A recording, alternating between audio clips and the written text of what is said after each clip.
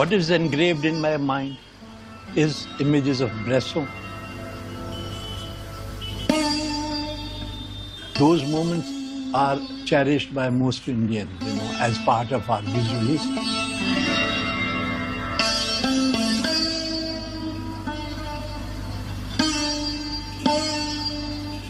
And there also you can see his visual poetry.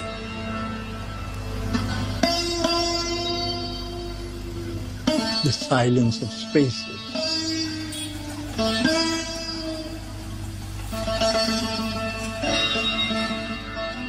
The richness of those experiences which were mundane, ordinary daily life affairs.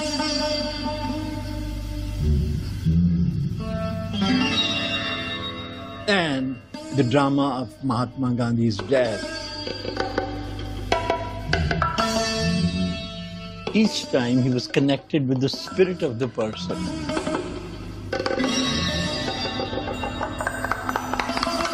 And if the spirit of the person speaks this, then this is what it is. What was so magical in that moment? What was so peculiar and very characteristic of that experience that brings out the spirit of who they are,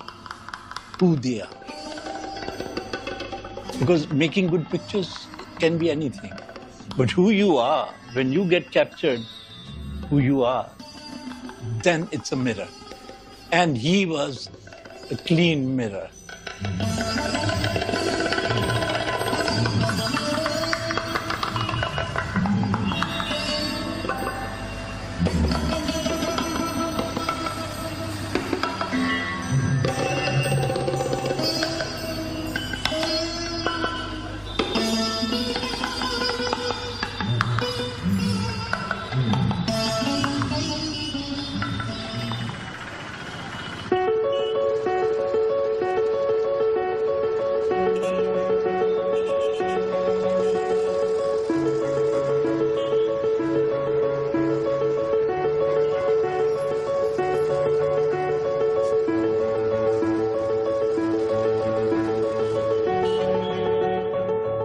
India is a very difficult country for photographers.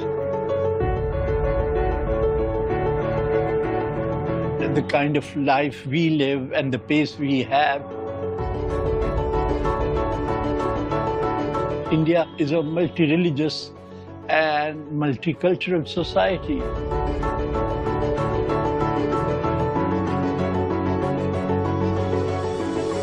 And even the visual experience of India is so different compared to the rest of especially Europe and America, that you come here and your eyes, it's a mind-boggling experience. Your eyes go like that. What a country, what a mad country, what a wonderful country. It's like that.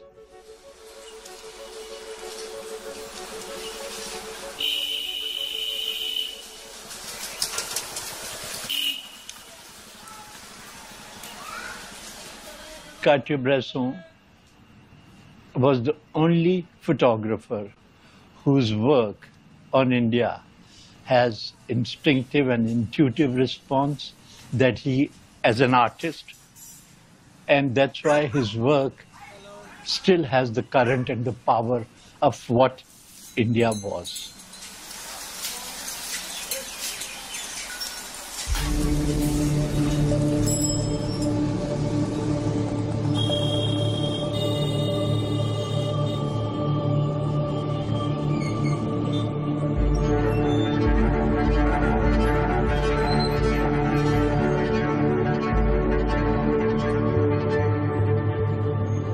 Bresson was great inspiration.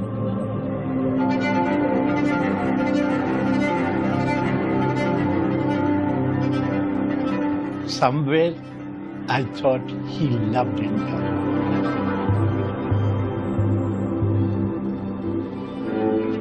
He had a larger vision where he had the ability to connect with every inch of space in terms of the architecture, the heritage, the normal daily life experience.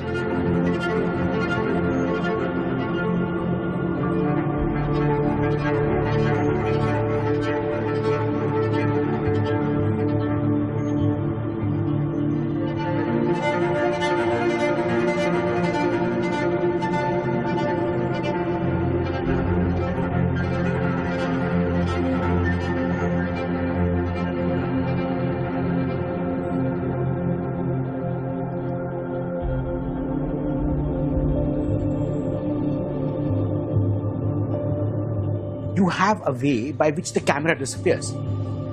Now, it's very difficult for the camera to disappear.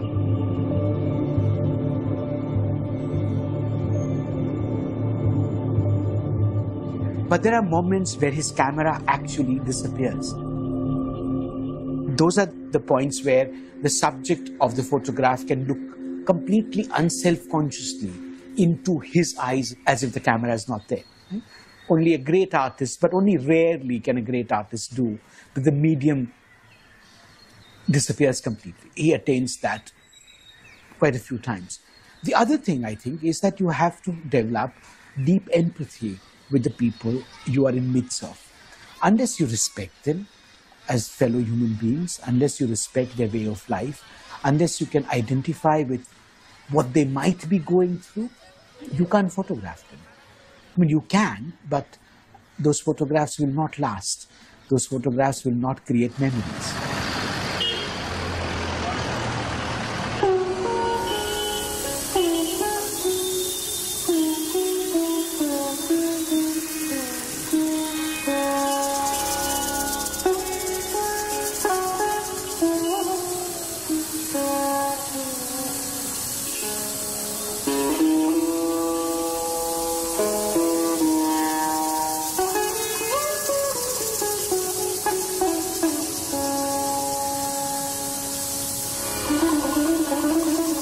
I think we found Ahmedabad to be an interesting mix of heritage and modernity. It was one of the most industrialized cities of Western India. It had, large amounts of textile industry. It had migrant labor. At the same time, the traditional craft of the area in textiles, in wood carving, in other forms, is still being practiced.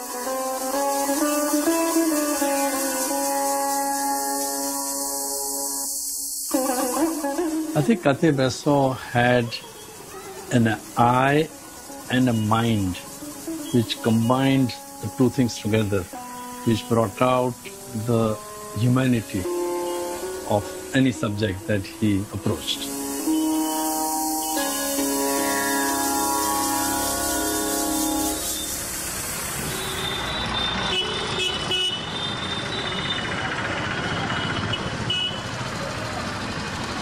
That if you are able to read between the lines, then you can understand that more so than just simply reading the words. And that's why it's so deep, and the depth is so much that, photographs that you see again and again, you will discover new things in it.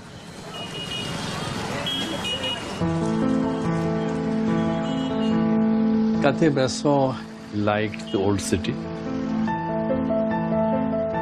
the narrow lanes and the life in the old city with the cows and people walking around.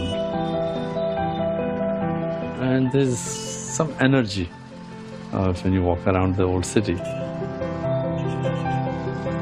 That's what probably fascinated him about Ahmedabad.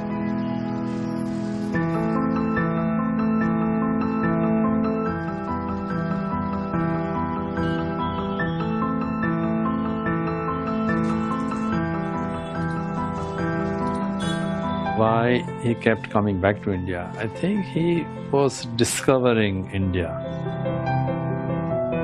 That took him to read more about Hinduism. I think he wanted to uncover his own mind, to understand what he had read about India and Hinduism. And I think that's what probably brought him back to India, that he had not yet fully understood. Even though he came from a privileged family, but his mind was much beyond that. And that's why he was able to detach that nature of privilegedness from the reality around him or from the spirit of Hinduism. And that's why I think he was able to capture really the essence of India.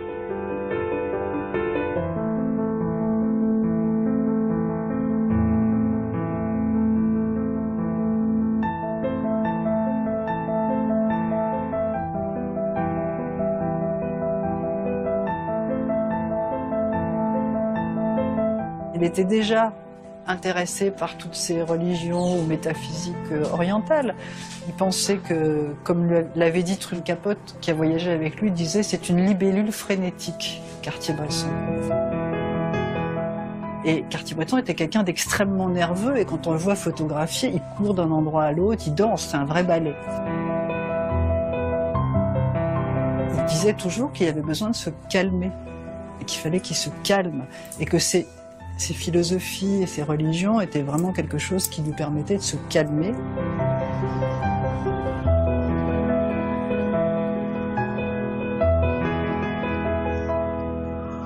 Cartier-Bresson, il est assez universel. D'abord, c'est vrai qu'il a beaucoup voyagé tout en détestant voyager. En fait, c'est quelqu'un qui n'aimait pas du tout partir 3 jours quelque part, 4 jours ailleurs, il refusait. Il aime s'installer dans un pays, le comprendre, s'en imprégner et après faire des images.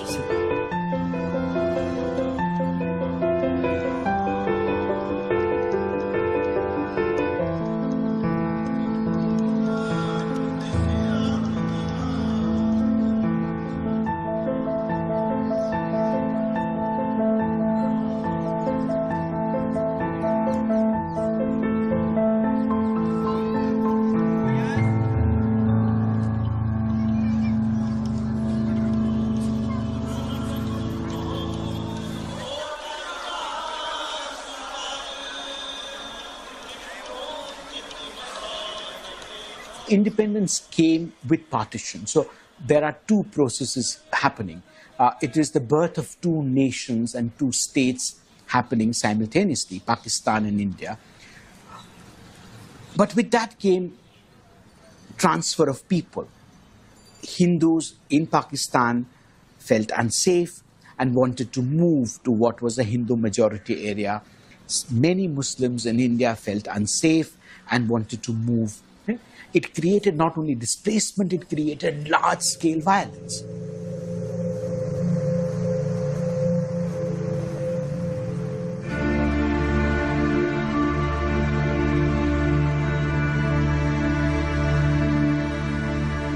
People are displaced, families are torn asunder. What are you left with? And Cartier-Bresson then begins to capture those moments of desolation,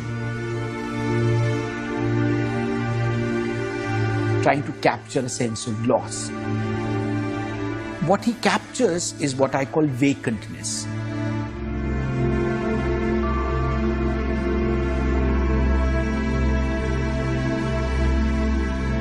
These are pictures of feeling completely vacant. You don't know what to feel.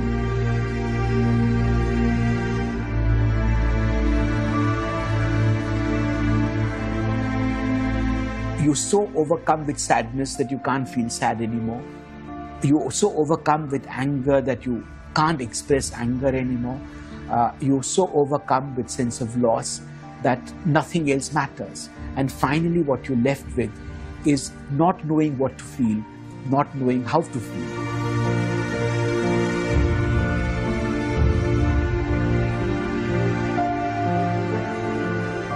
The refugee camps of those faces, that arrangement, a completely artificial arrangement of things lined up in a horizontal line. Houses are not built like that. Communities are not horizontal.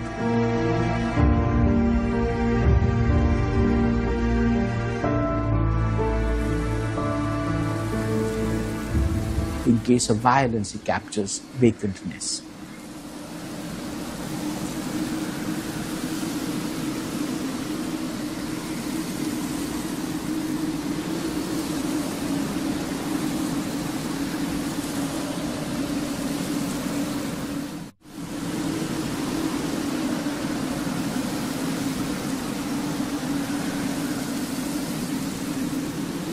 We had Indian photographers also photographing the transition, the partition that was happening. And this guy, HCB, was very clever guy. That he went to China when transition was happening in China. When India was getting its independence, he comes to it. He picks up the most historically important moments to be in another culture, in another country.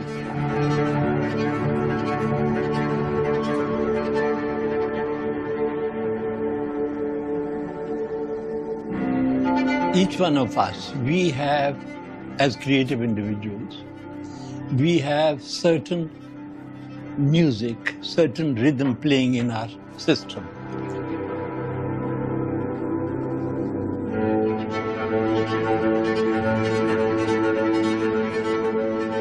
He had his own music playing inside him, which gets reflected in the way he structures his frames.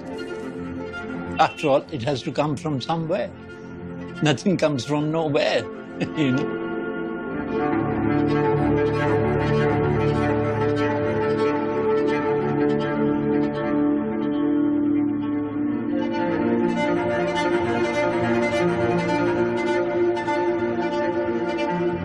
We say ourselves, India, the summer months are horrible.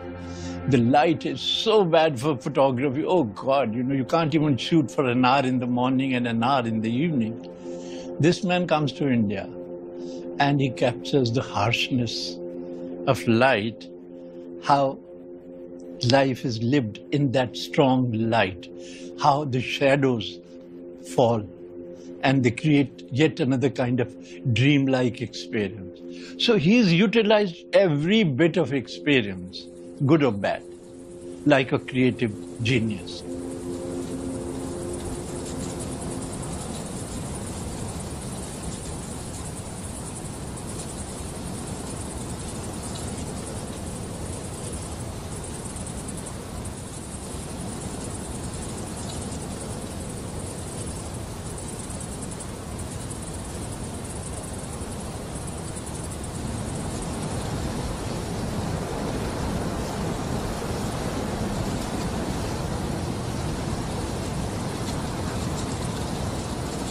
We're standing in Birla House, which was the last residence of Mahatma Gandhi.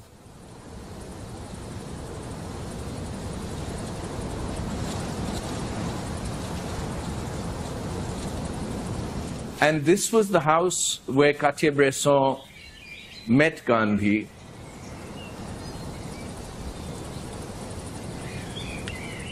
He actually came and photographed him when he was on a hunger strike, and he came on the afternoon of the day that he was shot.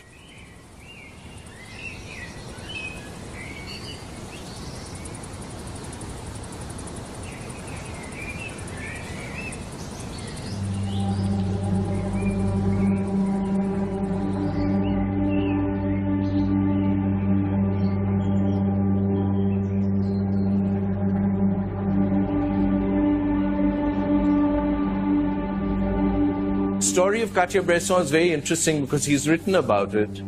He was actually on a bicycle, and on the road outside the house, he saw people running, you know, in the opposite direction coming back to the house. So he got off the bicycle and he asked somebody that, what's happened? Why are so many people running down the road? And they said that Gandhiji has been shot.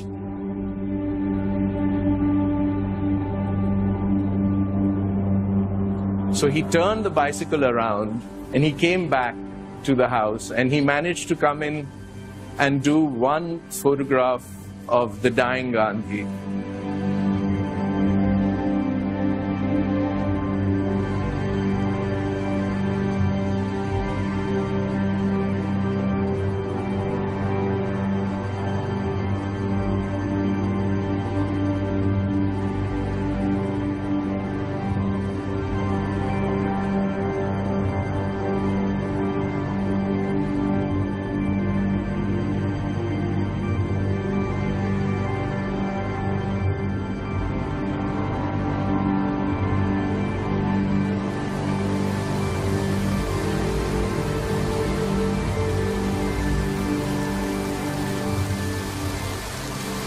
He was kind of the, the moral force which led our national movement, which was a completely peaceful national movement. It was not militant.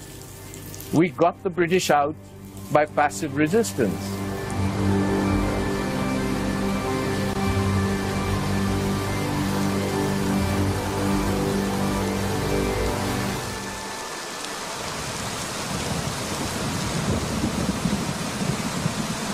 See what happens with Cartier-Bresson. At that time, he was not very well known.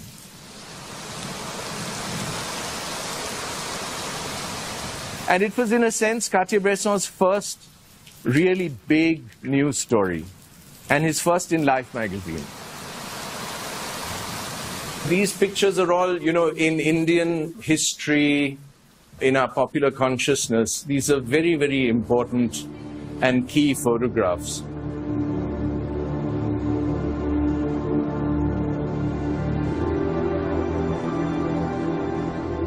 I think India had a very big impact on Cartier-Bresson, particularly philosophically. But I think because he got so interested in Indian philosophy, which is, to really look at the world with a sense of peace.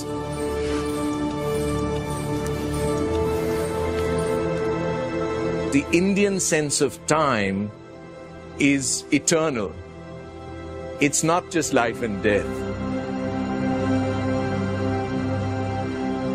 When you look at his work, it's that moment of time which is being captured in that long, infinite sense of time. So I think that sense of time, of understanding of the infiniteness of time, comes from India.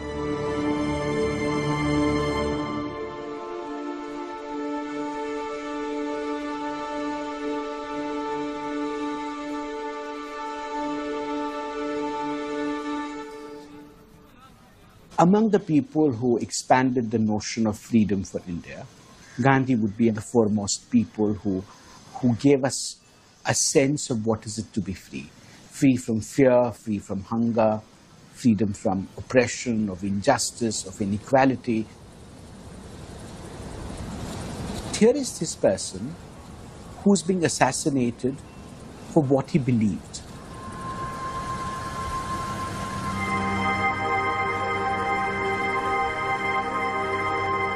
There is this stunning image of India's Prime Minister then, Nehru.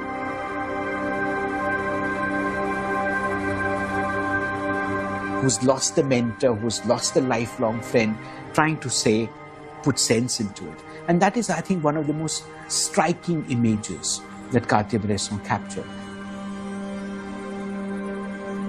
The light has gone out of our lives, and there is darkness everywhere. And I do not quite know what to tell you and how to say it. Our beloved leader, Bapu, as we called him, the father of the nation, is no more.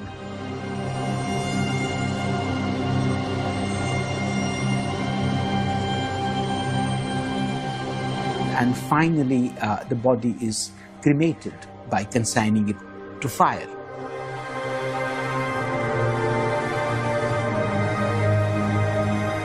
And then the ashes are then immersed in places which are considered to be sacred. But for Gandhi, this land was sacred. So his ashes are taken not only to what is called a sacred space, they're taken across the country. You see people, offering our flowers. People are offering flower petals. Ordinary men and women standing on the route of the funeral procession, climbing trees, climbing on shoulders of people.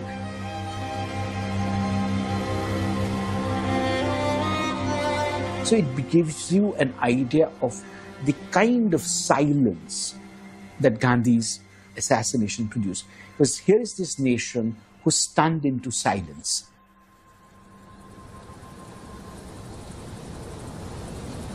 It does not know how to respond to to the death of somebody that they held dear, somebody that they held revered, and it's a kind of a violent death of a person who had committed his life to non-violence. And India is stunned into silence. And what Cartier-Bresson captures are moments of those silence. Very, very few photographers can actually capture silence, and he manages to do that.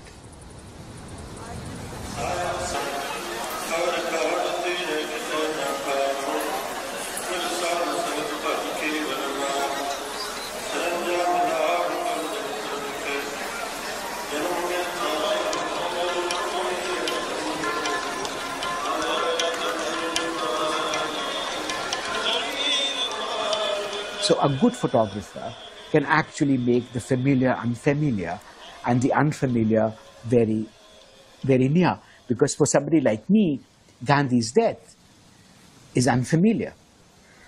Right? I wasn't there. I wasn't even born. Right? But I know what happened. I can visualize that because it's become so familiar to me through those images. Similarly, these images actually make what I know every day seem unfamiliar, because I have never seen that in such sharp focus.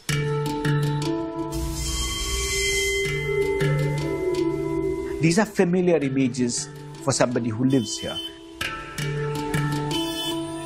It is every day, but when it comes to you framed in a particular way, in context of what you understand, the significance of a palm reader, you begin to see that as an unfamiliar image.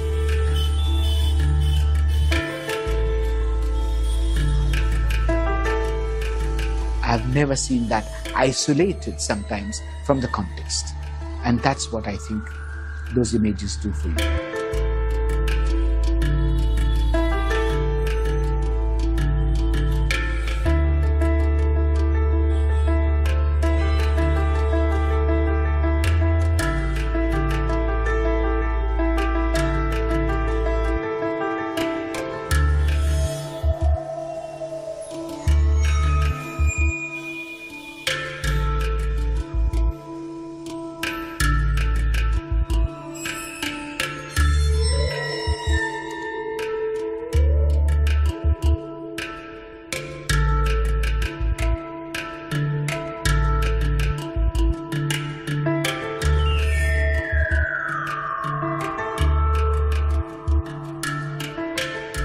In May of 1948, Cartier-Bresson traveled to Jaipur to photograph the wedding of the daughter of the Maharaja of Jaipur to the Maharaja of Baria.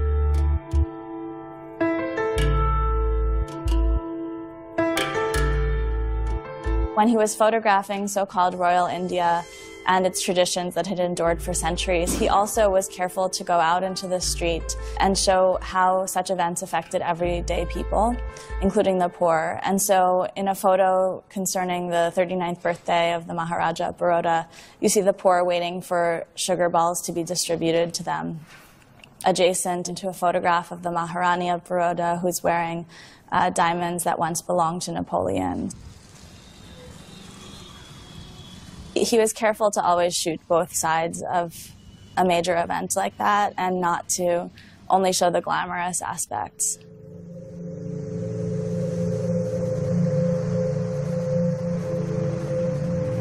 You are learning about an event, but you're also learning about human behavior and social practices in a certain sense.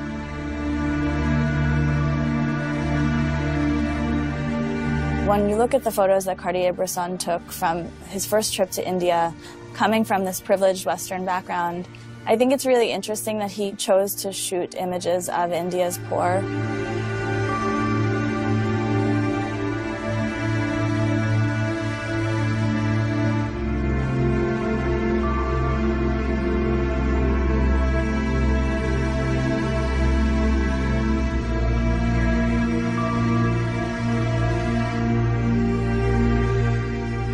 An image of a child whose ribs are showing being held by his mother, and There's a geometric parallel between the boy's ribs and a wheel just behind him.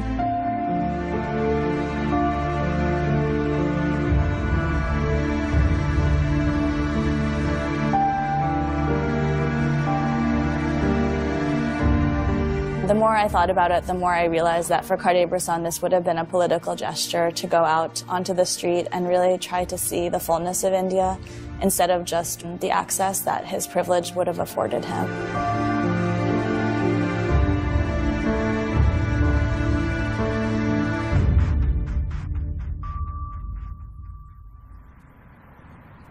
First time I saw his pictures was when I was in Paris during the Festival of India in France in '86.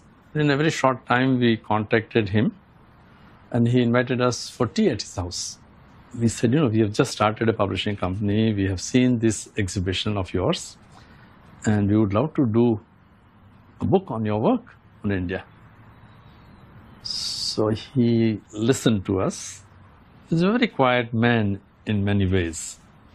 And then after a few minutes, he said, I will do this under one condition. I want to come back to India.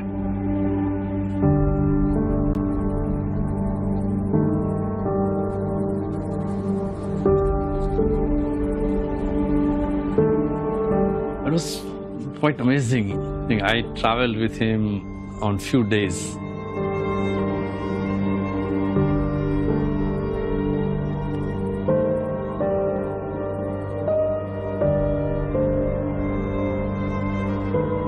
It was fascinating to watch him,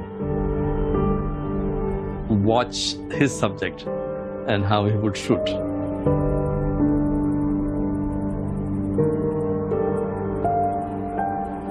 He did a lot of work during that 12 days period.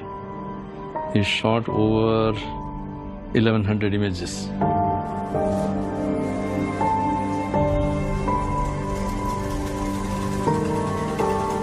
A couple of months later, called to say that I have now laid out the book and why don't you come and see it. And so we went around and looked at it. Many photographs looked familiar, which were there in the exhibition in Paris. And then we went around again, and then found one picture taken in Ahmedabad in the riverbed in '86.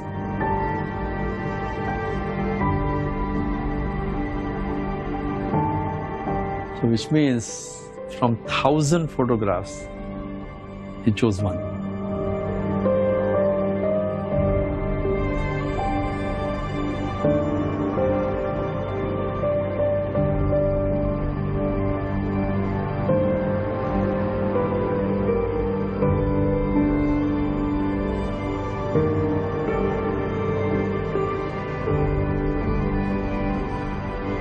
What you see is somebody who is familiar with a country, looking at it from very fond eyes. There is fondness, there is affection there.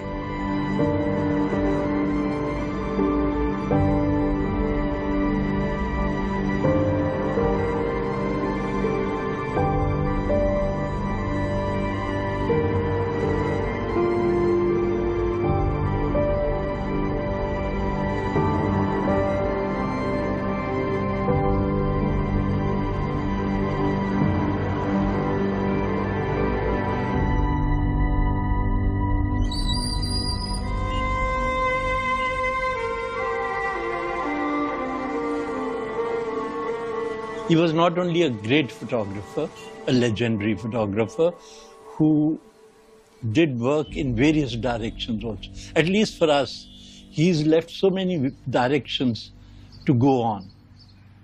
All kinds of aspects and forms and textures. He structured them differently.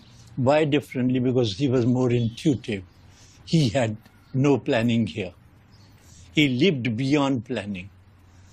And that's why his images had different structure, different forms at different times. And the time that he captured had more magic about it. every space that he captured. He captured the spirit, the essence of it.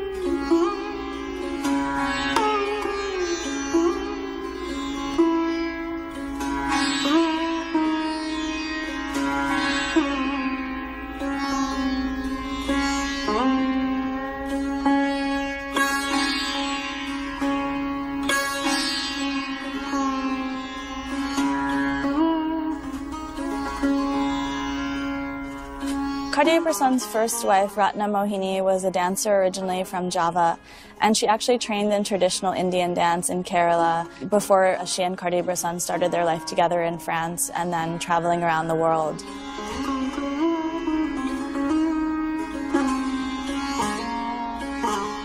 And in 1950, on their way back to France, they traveled through South India, and he shot a very beautiful story concerning a traditional form of dance called Kathakali.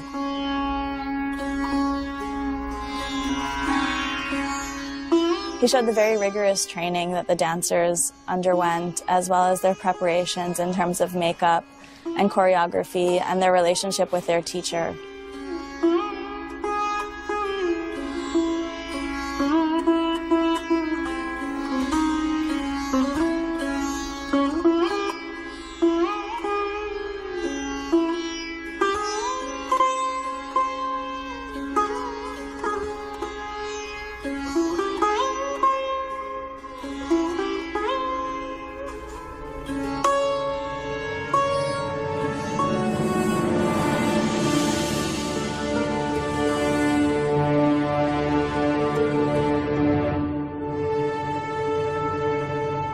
I think the way the preparation of the dancers, very young, in their early teens, that I think fascinated him.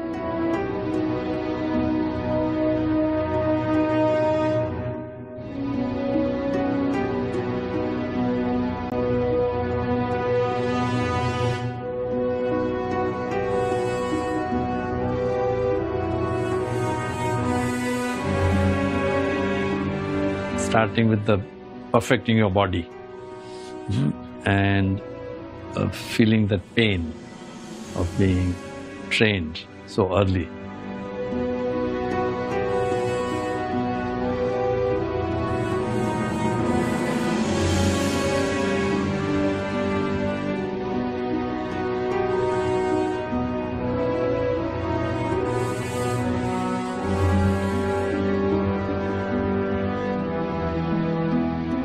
Not just the final dance performance, but so much happens behind the scene.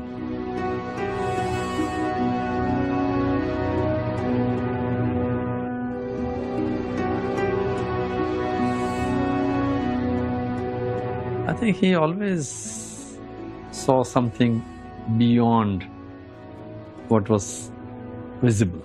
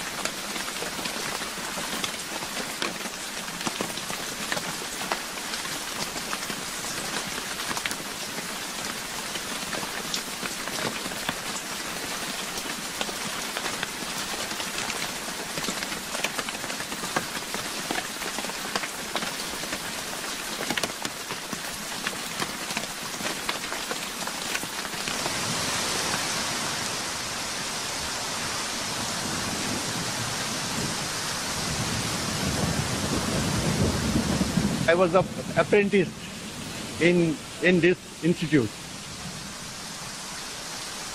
I'm talking about 1964. I was 26 then. He'd read about it. I did hear about him. So he was already a God figure for me. And when he came in front of me and when I'm talking to him, it was like meeting God, you know.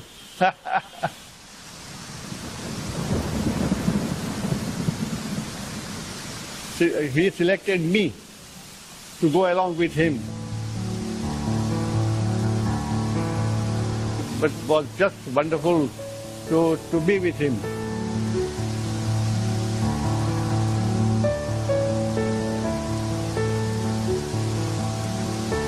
I did take a small camera with me and took a couple of pictures of his. Afterwards, I got his signature also on the picture.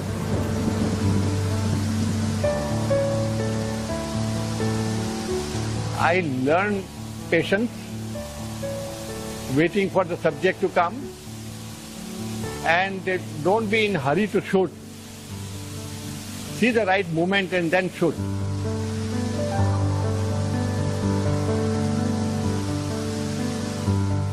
It was good change among photographers. And nowadays also people shoot a street photography. It's a special subject called street photography. And it is happening, something is happening.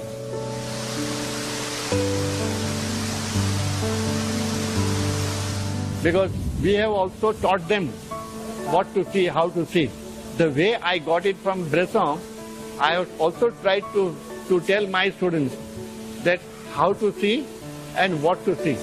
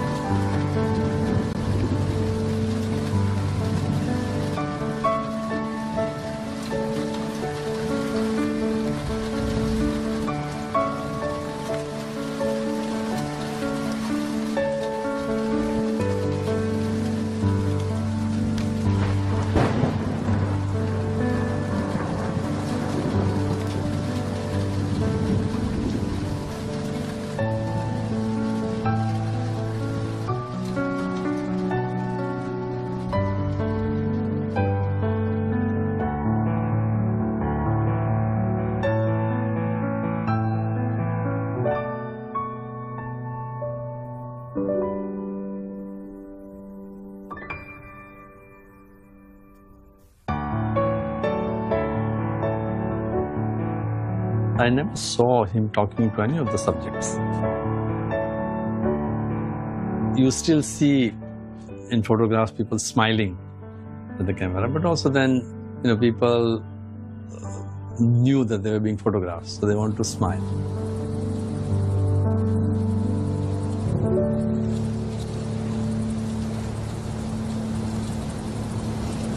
The merchant sitting on his mattress, conducting business, and then looks at him and starts smiling.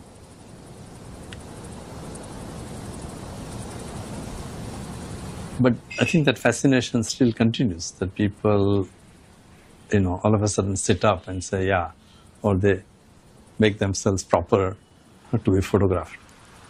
I think it's just inherent in human mind.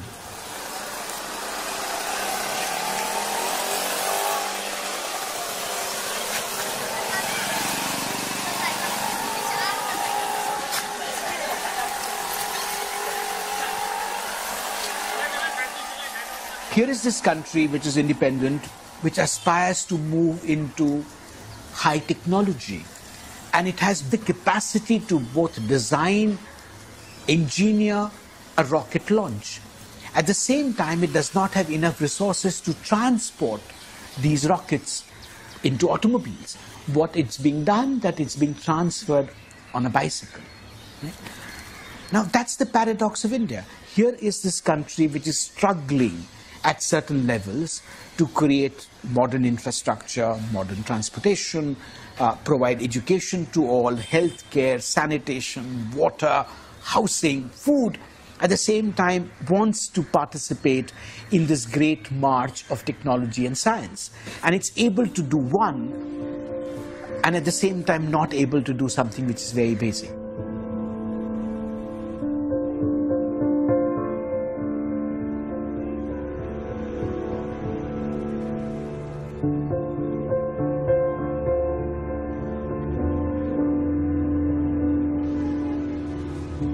What sets him apart from others, it's the ethics of photography that you bring.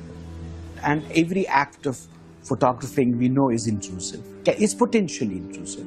It is potentially excluding something and including something. Now, when a photographer is self-conscious of this act, I think the ethics of photography which emerge are very different. Right? He was not here as part of the exotic Oriental project, right? Because the exotic Oriental project, when he came here, was already over. Britain and Europe was leaving India when he actually comes here.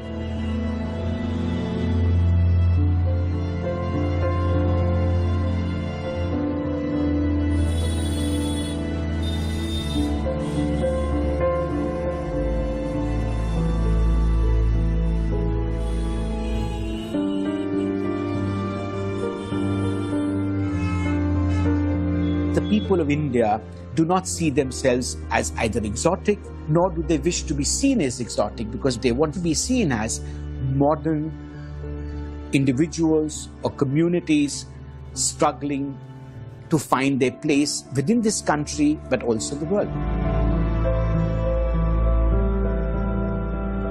This is a country in making when he comes here. This is a state in making, and what you need to capture is that history rather than something which is already slipped by.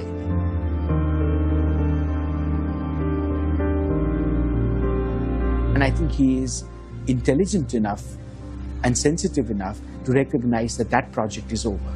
And what you now need to understand is, how is this country going to shape itself?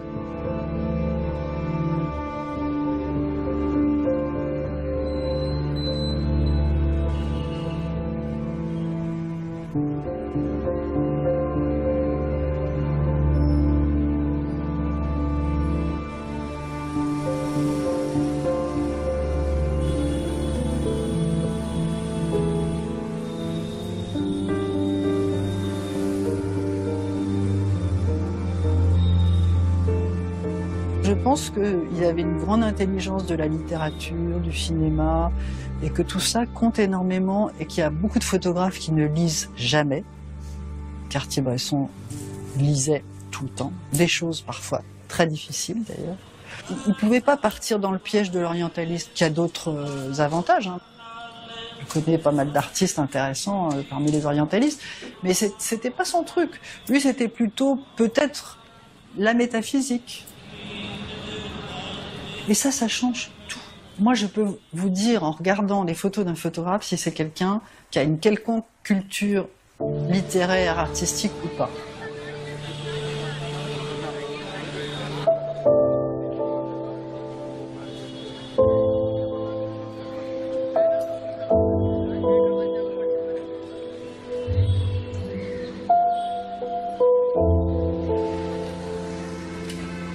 When he's looking at the cultural India, which is very rich and traditional, he's looking at it through the eyes of a cultured person.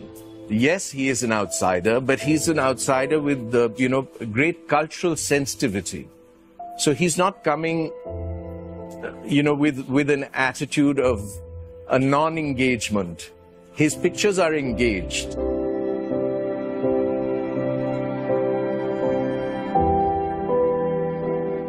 The human interest and the human contact comes across very strongly in his photographs. And that's something that influenced a lot of Indian photographers.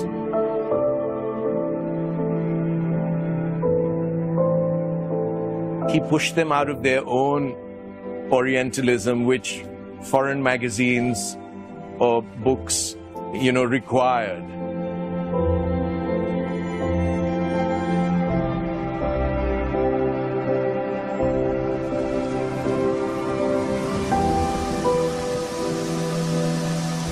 When I grew up, I had his pictures.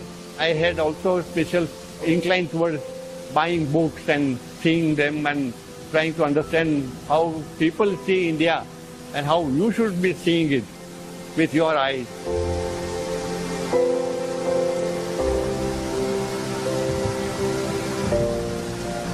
When he came to India also, he tried his best to show people that this is something different.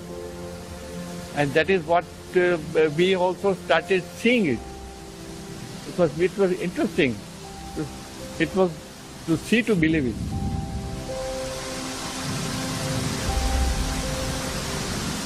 I feel that he has contributed a lot in photography and to the younger generation.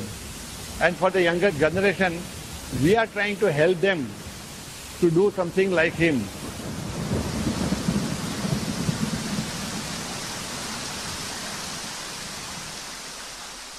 I can say that his lasting contribution for us, and for me personally, is what he captured for me, that silence, that vacantness. Because in absence of that, I would have never been able to visualize, imagine what those moments or that moment might have been. So his contribution to my conscience is immense.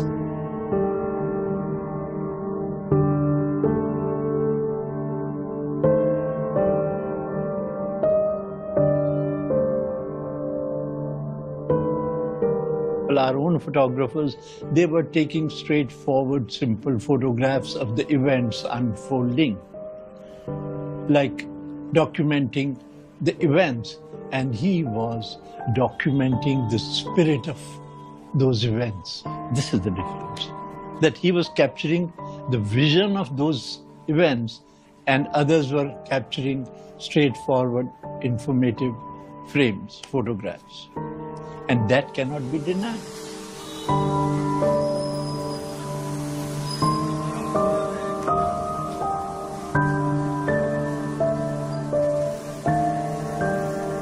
As he used to say, to have a warm heart and a cool eye.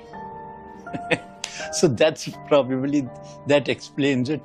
And also because he was a very sensitive and wonderful human being. And that's also the reason, because if your soil is tender, then the sprouts come out more beautifully. So these were the sprouts from his soul that made a difference, you know.